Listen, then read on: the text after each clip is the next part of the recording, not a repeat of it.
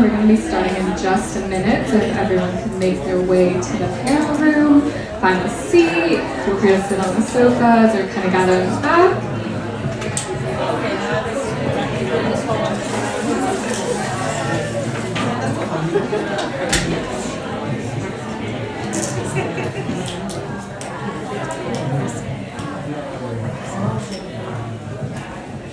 I think that's most of the crowd. So first of all, I just wanted to thank you all so much for coming out to Edge. This is our first Fashion Tech Expo, and we're just so excited to have so many great founders, panelists, startups working on different innovations from circular fashion, blockchain, and AI. And before we get started with the first panel for today, I wanted to introduce myself. I am Manya, the co-founder of Threads of Tech. And I started this organization with Anna back over there. And we started because of kind of this internal struggle we both faced trying to balance our careers in tech as well as our fashion design projects, and trying to find communities which are focused on this intersection of fashion and tech. And we really wanted a space where people who may not have traditional backgrounds in fashion can come together, talk to each other, find potential co-founders, build their skills in fashion tech, and just learn what is actually happening in the space directly from founders, because it does seem like fashion tech is a little bit of a buzzword these days. So we wanted to highlight these stories of what's actually happening at the core of fashion tech.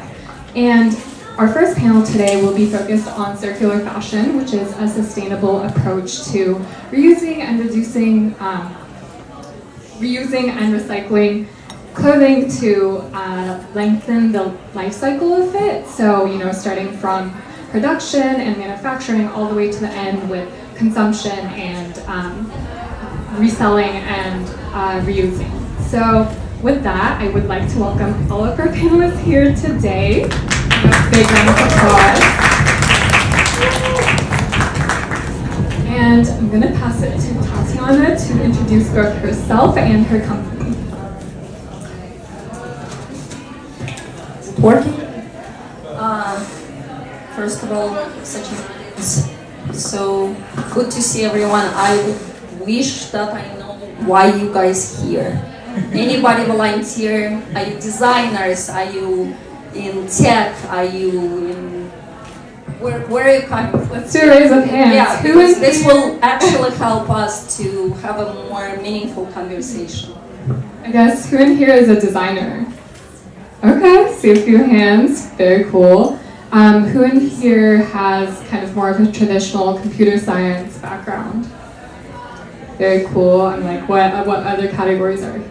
Anybody from retail that are looking for new business models? Let's go.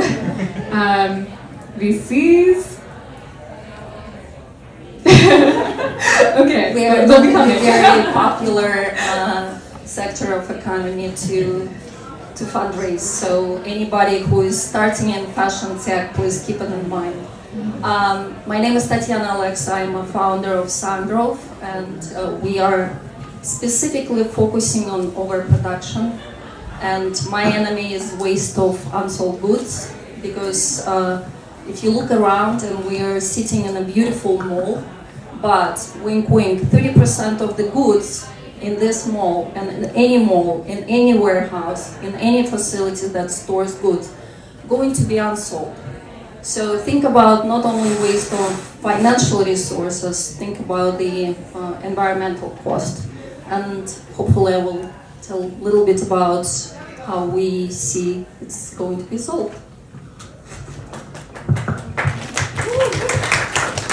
And now we have Danielle from Teleport. Hi everyone, I'm Danielle Vermeer. I'm the co-founder and CEO of Teleport, which is a new video marketplace to buy and sell from each other's outfit videos. So you can think of it like if TikTok and Depop had a baby, where you can scroll a feed of curated outfit videos and buy directly from that person's closet. I started Teleport because I really believe that the future of fashion is circular, but the reality is that if you want to shop vintage, you want to shop secondhand, the experience online is not great. It sucks, to be honest, where you're just searching, scrolling, sorting, filtering, endless grids of photos of used clothes on someone's bed or on a hanger, And it's really not inspiring or community driven. And so what we're doing at Teleport is really being able to connect people who have amazing style, want to share items from the closet, give them a new life, and do that in a fun and social way. And I have one of these bags for anyone who guesses correctly how many years I have not purchased any new clothes. So only secondhand. Everything I'm wearing is secondhand, but how many years have I not purchased anything new? 10 years. You said 10 years? More. 20. 20. 15. Am I that old? Less than 20, more than 10. 14. Close. 12. 12. Yeah, so I'll give you a bag afterwards, but almost 13 years now, not purchasing anything new. I know that's not the norm, but I think it will be once we can make everyone's closet circular and connected and have it be a really fun and engaging way to shop online.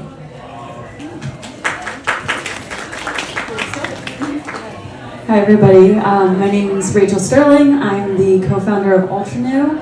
What we do at alternew is we help brands, or we enable brands to be able to offer alteration and repair at scale to their customers through our tech-enabled network of local tailors. So similar to a lot of the ladies on this panel, me and my co-founder came from a deep passion of how do we think about what the future of fashion looks like where it's circular. Again, the future is circular, it needs to be.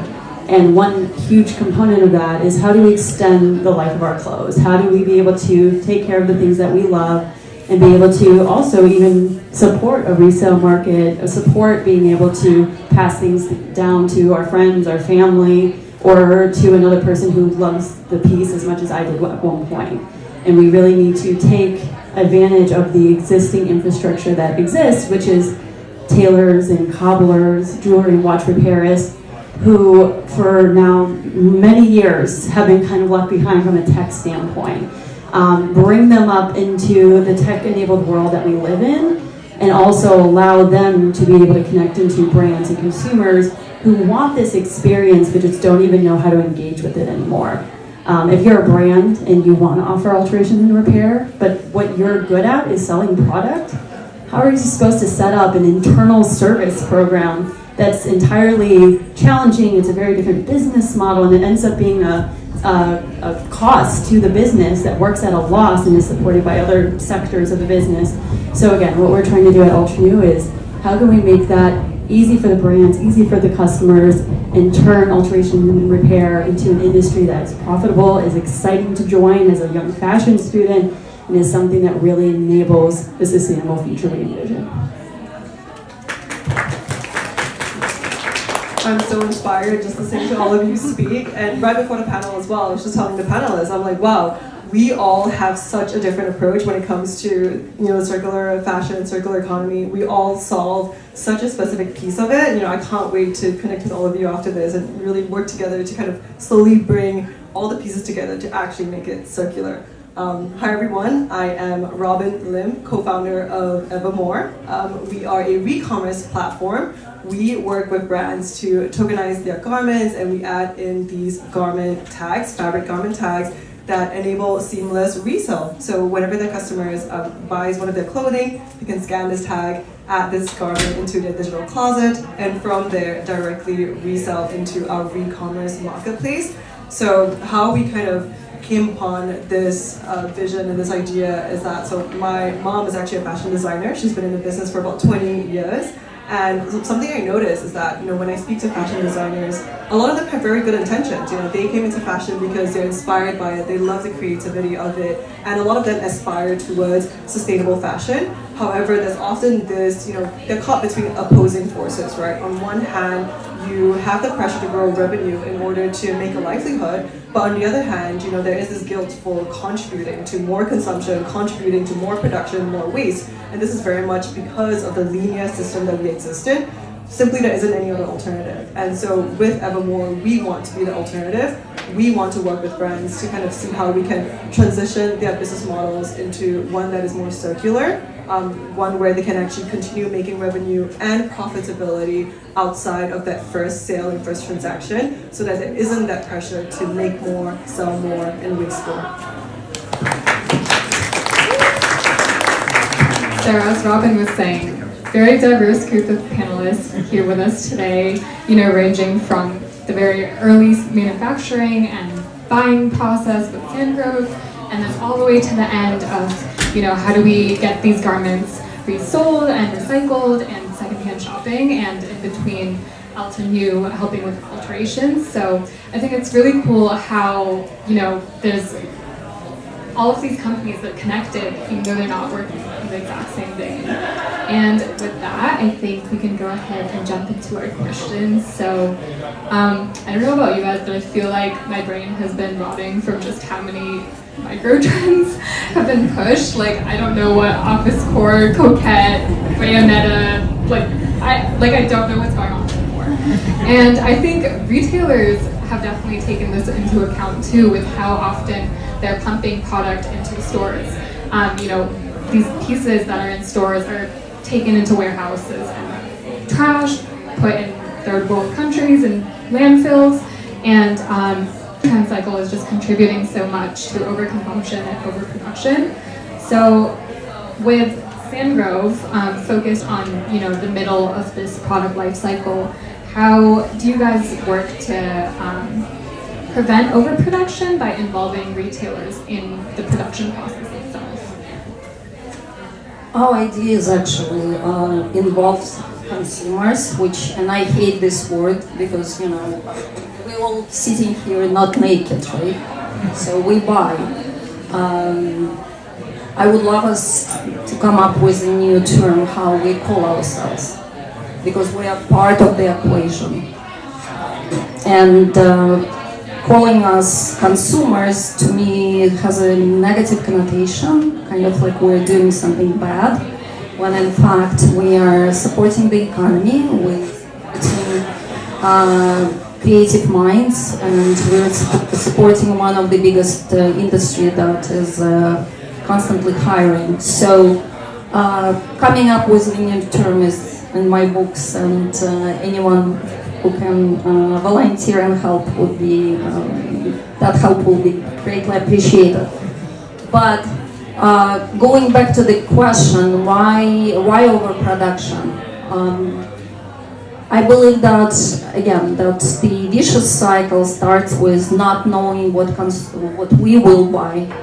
At the end, between us, people who wear it, and people who design the ideas, are many layers of product designers, people who send purchasing orders to manufacturers, retailers, which is a closed club, right? Internal buyers, external buyers, and only at the end, when the product is fully developed and shipped, it's introduced to consumer.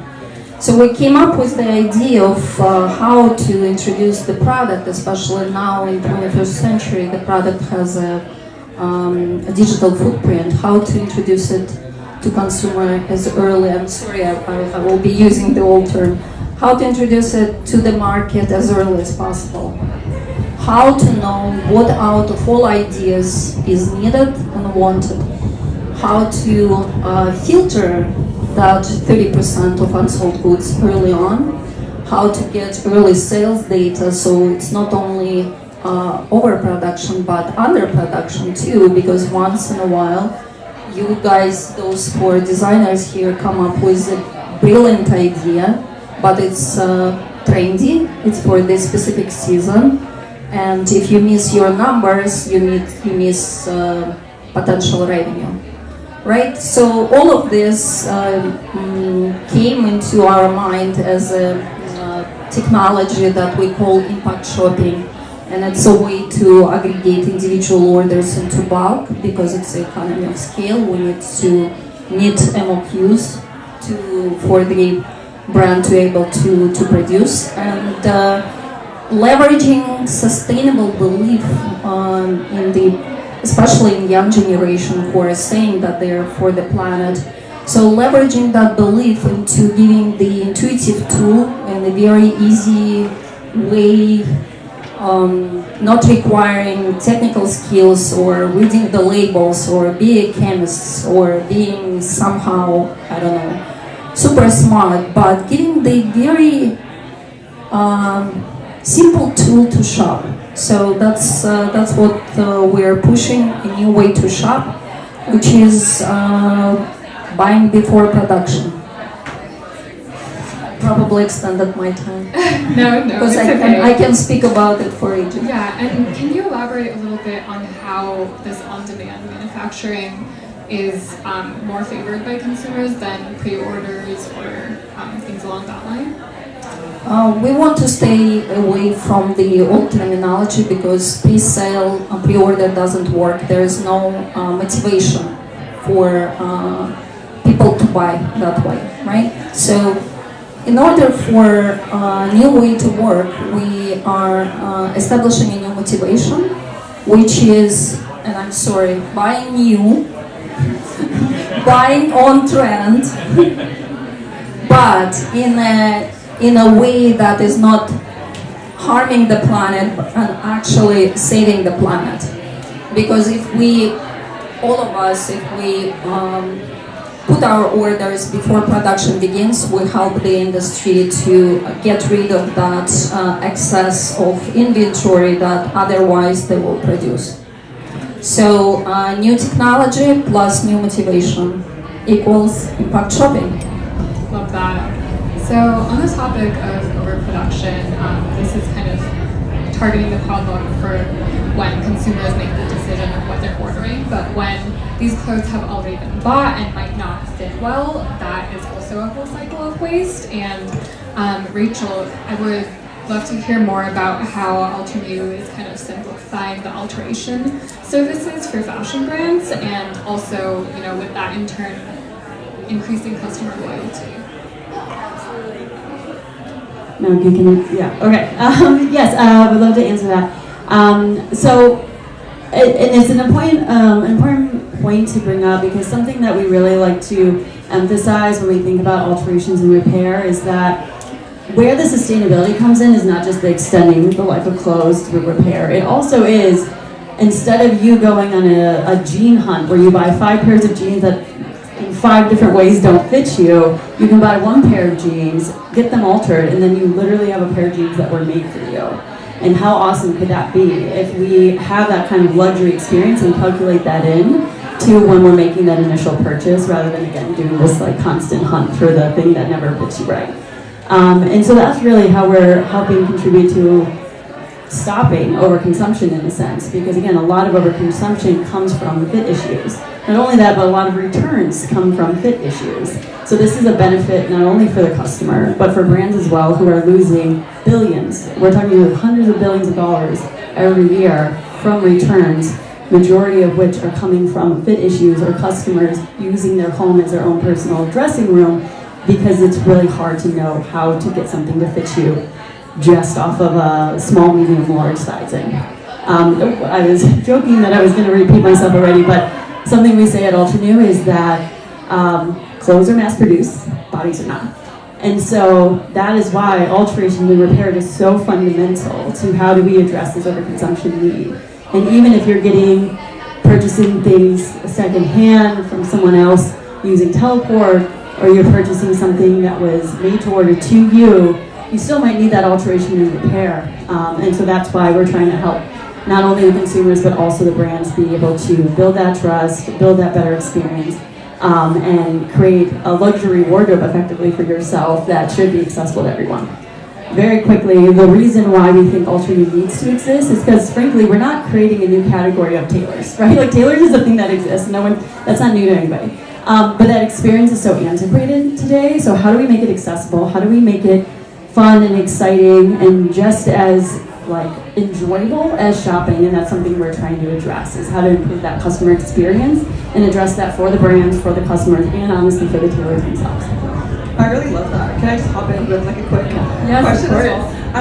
So in your roadmap, are you looking at also how people can track and keep track of the alterations they've already done to the clothing, or repair that they've done to the clothing before they pass it on to the next user as well? Exactly, like that, and this is how a lot of our stuff all interconnects and relates, is because what's so exciting about that is not only is that interesting for you as a customer, right? Like if you got one pair of jeans repaired or altered, now they fit you awesome, and everyone always compliments you on it. You want all your bands to look like that, right? And so to be able to capture that and then be able to kind of copy and paste that across basically your entire closet. But then also, like you were saying, that journey is interesting also to the next consumer. It's going to also help the next tailor who maybe, I live in New York and then I sell my clothes on Teleport and then someone has them now in Florida and then you have the tagging and then the tailor down in Florida knows what happened before so they can tailor it better.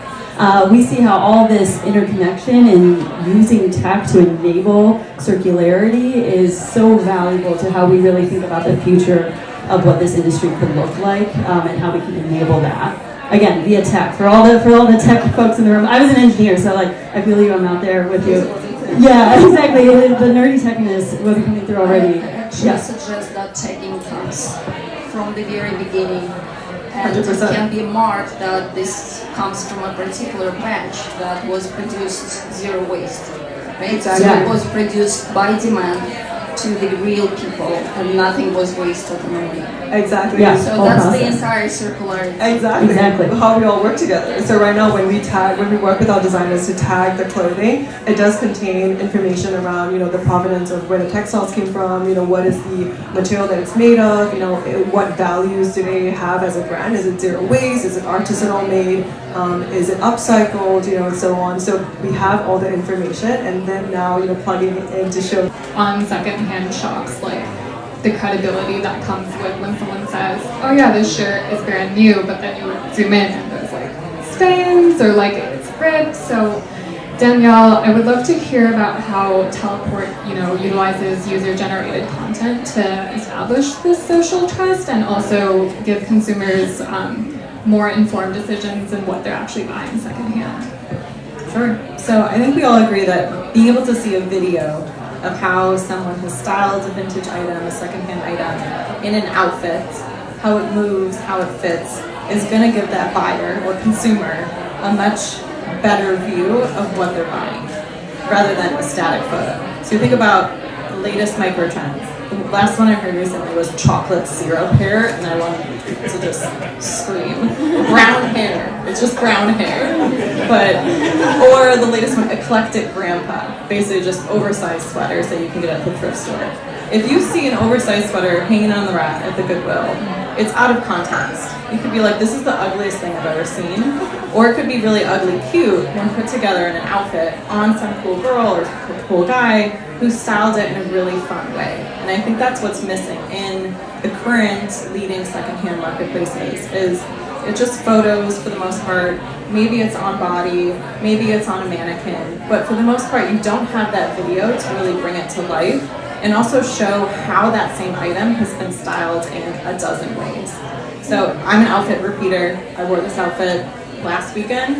You can go on my Teleport and see this actual outfit.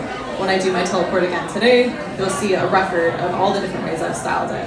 And if you want to buy this, you literally can buy it on Teleport right now, including my shoes. Although I need this to get home, so I need other shoes.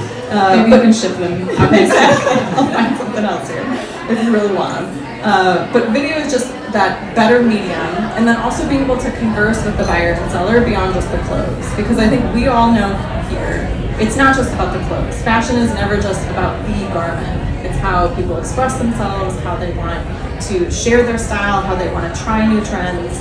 And my hot take on trends is, I actually think they can be really helpful. I think they can be helpful in the sense that if you want to try cottagecore because it's something that you're interested in, you can then go find on a resale site or at a thrift store the types of products that fit that aesthetic. And then you can see if you like it or not, because you're not going to know unless you really try. Obviously, then the hurtful side is brands create a ton of overproduction, there's a lot of excess inventory. Shein creates 10 times more styles than the next 3 fast fashion brands combined, and 85% of all clothes end up in landfill. I think we know these facts and how devastating they are, but I think trends are not going to go away. I think they're only going to continue to accelerate. And my hope, in a way, is that people use them in a thoughtful way to then figure out their style, refine it, have fun with fashion again, and then when they're ready to pass something on, do it in a responsible way. Sell it on Teleport, donate it or swap it with friends, but just don't put it in the trash, which is again where most clothes go. Love that. Moving on to kind of this through line of ensuring authenticity and trust, Robin, would love to hear how Evermore's garment tags fuel the circular economy. Yes, 100%. So I think with Evermore and our tags, I think, this technology is not new, right? When it comes to tokenizing garments, tracking provenance, authenticity, a lot of companies have come about to do this, to track the supply chain. But something that we've noticed is that, yes, there's a lot of value in that authenticity in the supply chain, in the audit information. What's also really interesting is tracking the after-sale market or the resale market, right? Right now, all these brands out there, they have, probably millions and millions of tons of garments floating around, all the clothes they were wearing today as well. The designers, the brands have no idea what happens to them after this. They have no idea if the customers want to resell. They have no idea if the garments actually end up in a landfill. So what we wanted to see, what we wanted to explore was how we could use this technology to then create insight in this market, right? Who are the product owners for any particular brand and garment? Are they looking to resell? How much are they looking to resell for? And we all know already that the resale market is something that's already taking off. It's a huge thing. But we really think about it, the brands have no access to this at all. It happens all without their involvement, their insight. So what we're hoping to do is by bringing together both e-commerce as well as re-commerce, it gives brands a holistic view of exactly what happens with their garments. It allows them to innovate a little bit more on, hey, I know my garments are going to stay in the market for 10, 15, 20 years. How can I design them in a way that's more durable, that's more repairable as well, so that they don't have to be chucked after 5 years, right? So I think that's how we're thinking about circularity, is not only just about tracking authenticity, but also innovation in a business model that really hasn't changed for centuries or ever. Got it. And with these brands that you partner with, can you elaborate a little bit on why the strong emphasis for smaller and emerging designers? Yeah, I think it's obviously when we're making a decision as a startup, there are a lot of different factors at play, and I think one was that as a young company, we're really only about a year old as a company. It's a huge market to tackle. A lot of incumbents in the market, a lot of people who have vested interest in the way we're currently doing things. And so as a startup, and this is also, I guess, talking about more of the technical side of the business or the entrepreneurship side of the business of how to launch a startup in such a huge incumbent market, we needed to be very strategic of who are we working with, who are we working with first, right? Who would be interested in our technology, who would be willing to innovate with us, test this with us, and experiment with us, given that this is such a new way of doing things. And so we decided, okay, early stage, younger, emerging designers, they're newer, they're willing to experiment, they're more forgiving on maybe mistakes or, bugs in our platform, and so on, right? And we're more willing to join us on this journey. And so it was a bit of a strategic decision of, okay, let's start with the smaller brands, but secondly, also sustainable brands who were already inherently sustainable and not just greenwashing. We did not want our platform to be a greenwashing label for brands. And so this was really a way for us to get to know the designer, make sure that their production and their products are actually sustainable with both a mutual benefit to work together. I'd like to add to it, whoever is starting a new brand or starting a fashion tech, stick to like-minded people. Yes. Right? So I guess we're here in the room because we care. So this is the first market, this is the low-hanging fruit. So if you're a designer, find the marketplace that accumulated enough conscious consumers already. If you're fashion tech that teaching sustainability, yes, those brands are the best friends, and they allow you to make mistakes. They allow you to pilot, and they're pretty much pushing towards the same beliefs. And then go to the big guys who are actually making all of this mess and make it, the ugliness around us. And I guess on this topic of empowering different aspects of the workforce in the fashion industry, from smaller designers, mid-level designers, I think a key component that is sometimes overlooked is alteration and tailoring services. As Rachel mentioned, sometimes it might feel outdated, so how do we modernize this process? And Rachel, I would love to hear more about how you're empowering tailor shops to scale their businesses. Yeah, so that's kind of similarly to what a lot of us are talking about. Like, this is really a let's grow together story as well, and that's what's exciting also about being a startup that's in the circularity space, because none of us really treat each other like competitors. There's a lot of knowledge sharing. There's a lot of collaboration. You even see this actually at large brands. I'm connected in with a lot of the larger brands that have leadership, their VPs of sustainability, sharing ideas, sharing struggles with each other. So actually, the circularity space is such an awesome space to be in because of how much sharing there is. On the tailoring side, when we think about supporting small brands, helping them be innovative, these are also small businesses. And so by creating technology that helps them run their business more efficiently, more profitably, we're also helping enable them to be able to, one, bring in the next generation, and also by partnering with brands, which is part of what we do, we're enabling them to create more business opportunities for themselves. That if you're really talented at being a tailor, marketing might not be your other secret talent. Maybe it is, that's awesome if it is, but we want to really enable people who have these skills to be able to do and use those skills and handle the rest. Alternew is really meant to be kind of a business in a box for the tailors and for all the folks in the alteration and repair space, and we'll pair up the brands and we'll get the customer there for you so you can focus on the craft. And I guess on the flip side of emerging designers, we have these huge fast fashion powerhouses. Like, you try to find anything online and the first thing that pops up is like a $5 version on Shein that's literally hanging on by a thread. And I think that it's very tempting, even though we, as Gen Z, a lot of us might say oh yeah, thrifting is trendy, I love shopping secondhand, but when it comes to the actual consumer practices that are actually happening at the core, people are still buying fast fashion, even if TikTok is pushing, thrifting is back. So Danielle, would love to hear how Teleport is catering to this kind of complex relationship that Gen Z in specific has with fast fashion and circularity. So Gen Z, just like any other generation, there's a big gap between what they say and what they actually do. And this is a psychological term, it's called the attitude behavior gap, where it doesn't necessarily mean that they're hypocrites, it means that they're human.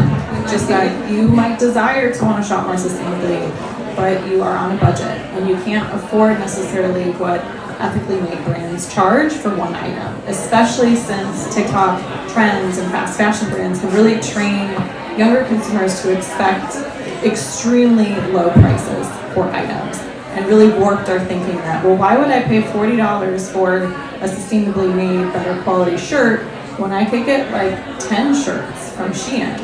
And so there's I think a lot of education that still needs to happen, and I always approach it as progress over perfection. That yes, I personally have not shopped Shein or any other new brands for over a decade, but you think about a 16-year-old, a 17-year-old who's figuring out their style, their body might be changing, they're so inundated, especially with social media nowadays. I think just for us to remind ourselves and put ourselves in their shoes on what they're facing and how they're still figuring out their personal style.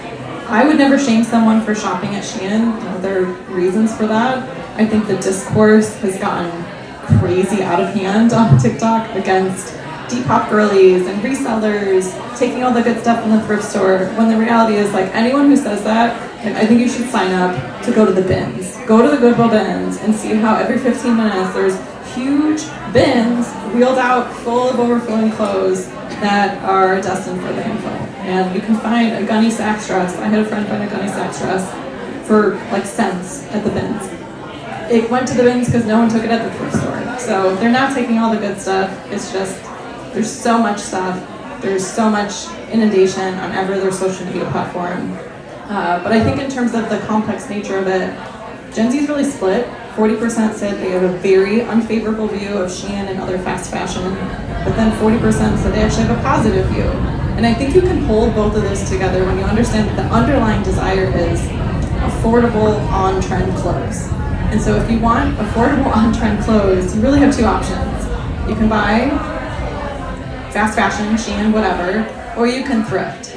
But if you really want it fast, you want that convenience, you want the style right to your door, and you are not an expert thrifter or really have the patience to dig through dusty, musty racks, then where are you gonna go?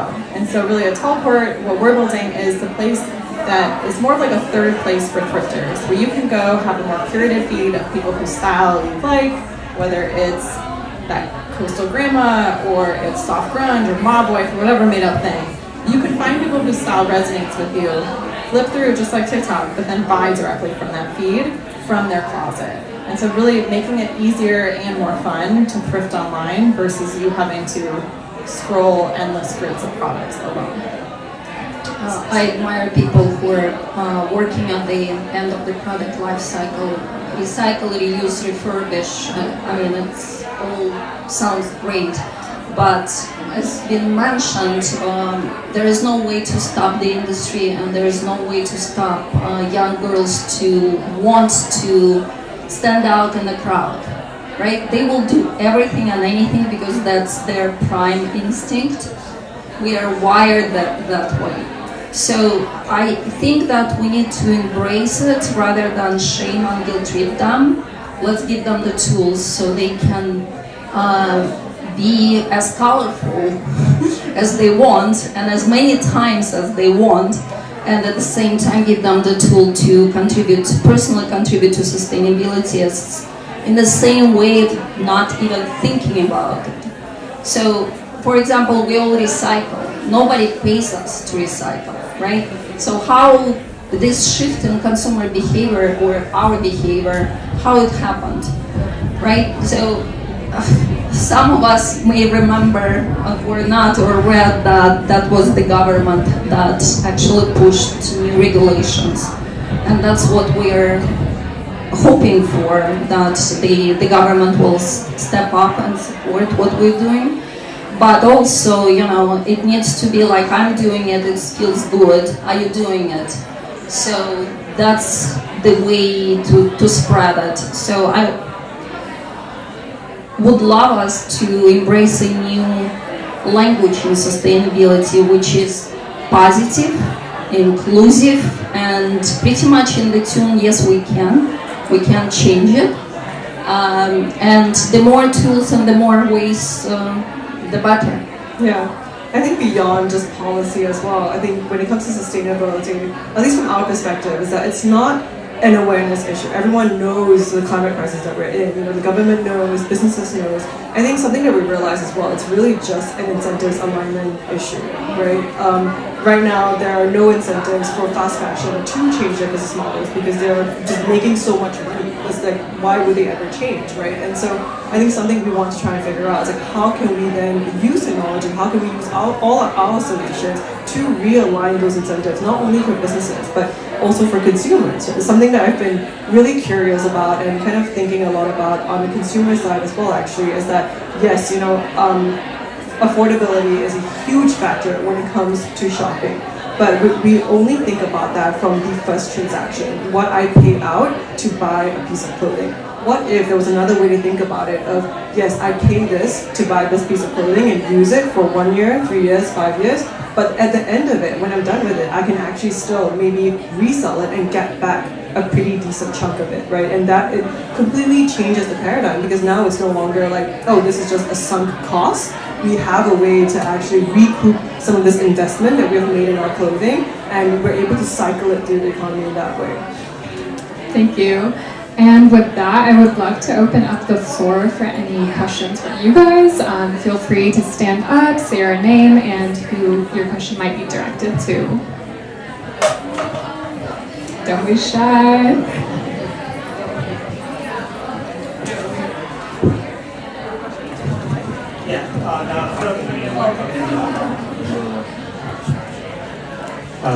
My name is Shay. I work in tech. I guess my question is to Robin.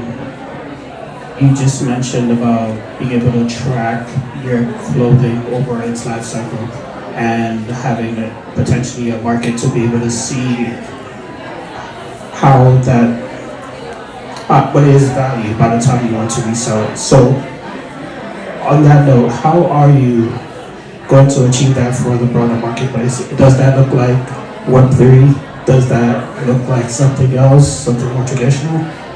100%. So spot on. We are built on the blockchain. So our entire backend infrastructure is built on the blockchain. When we tokenize and create these tags for garments, they're actually NFT tags. And our marketplace supports NFT transactions, so we're able to track, how it was transacted, who the product owners were, and the entire provenance chain. So, and I think recently there has been a lot of positive. I mean, there's a lot of conversations around the use of NFTs and Web3. Whether is it actually beneficial for the environment, or is it actually horrible for the environment, and all those types of things, right? There are definitely Web2 ways to build marketplaces like this, these Web2 solutions.